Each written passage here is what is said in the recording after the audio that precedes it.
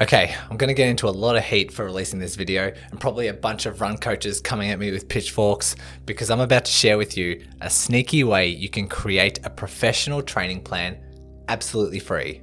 It all started with the release of this research paper, which had everyday runners ask an AI model, in this case ChatGPT, to build a 6-week training plan. The researchers found that ChatGPT generated suboptimal training plans compared to those created by experts. But here's the interesting part. They found the training plan was 15 times better when feeding more information, such as current mileage, heart rate data, and precise goals you want to achieve. So that got me thinking, if I fed even more relative information through the system beyond what they did in this study, could I get a training plan to reach an expert status?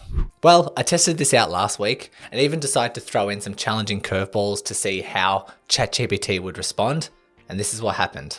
I'll start off by typing, please create a 16-week marathon training plan. My goal is to complete the marathon in under 4 hours. I'm currently running 2 mid-week easy runs between 5K and 7K and an easy long run of 10Ks. And we have good research demonstrating that higher weekly volumes is associated with better finish times. So with that in mind, I'm going to add, please increase my weekly volume by 10% per week. And when the time is right, could you also increase my running frequency to 4 days per week and then eventually 5 days per week. I'd also like the appropriate mix of easy runs, long runs, interval runs, and tempo runs.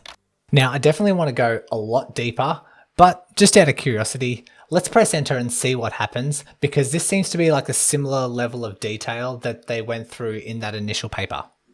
So if I hit enter, ChatGPT has come up with, as we requested, a 16-week program. Not sure why it's in miles because I put my initial information in kilometers. So I've just extrapolated the data. Weeks 1 to 4 should be this building phase, but we're increasing the weekly mileage by 10%. Week 3, I'm adding 1 tempo session, doing an interval the following week, doing 5 by 400 meters. Then we're moving on from weeks 5 to 8 and increasing our running frequency. So by now we have the necessary building blocks for a suitable training plan. But we need to add one layer of something else to help mitigate our risk of injury.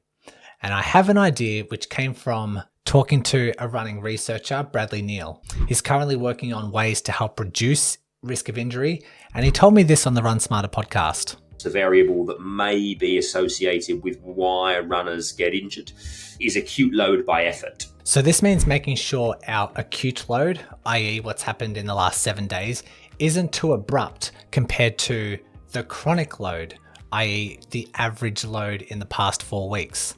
But remember what Brad said, it's not the acute to chronic ratio for mileage that's linked to injury, but it's effort. I personally like to use RPE, or rate of perceived exertion, essentially ranking how hard I'm working out of 10, but you can easily swap out for heart rate or power or whatever metric you use that's tied to effort. So I'm going to follow up and type in, looks great, but I would like to factor in my effort levels so I don't overload myself. The method I prefer is rate of perceived exertion, or RPE out of 10. Would you provide guidance so that 80% of my weekly volume is spent at or below a 4 out of 10 effort? Also, put the training plan in kilometers. So now we have workouts with an RPE selected. Okay, I have a few more adjustments I want to make based on the research that I've found, and I also want to throw a curveball into ChatGPT, which I'm going to call the ultimate test.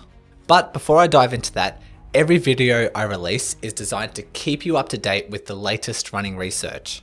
So if that interests you and you want to stay in the loop, please consider subscribing to the channel and becoming a Run Smarter scholar. Okay, it's time for some final adjustments. Because we know through research that your weekend long run should reach 32 kilometers, which is around about 20 miles, or 3 hours, whichever one comes first. In fact, this paper concluded that the long run that goes beyond this distance doesn't seem to provide additional benefit into your marathon. And after that long run, we need to taper. And if you get the taper right, you can expect a 3% improvement in your finish time.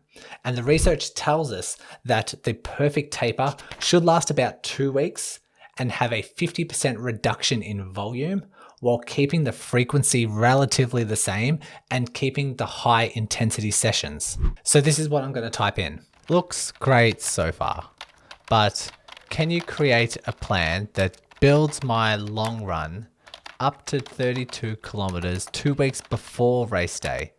Also, I'd like a 2-week taper with an overall volume reduction of 50% while keeping the number of runs and high intensity sessions unaffected.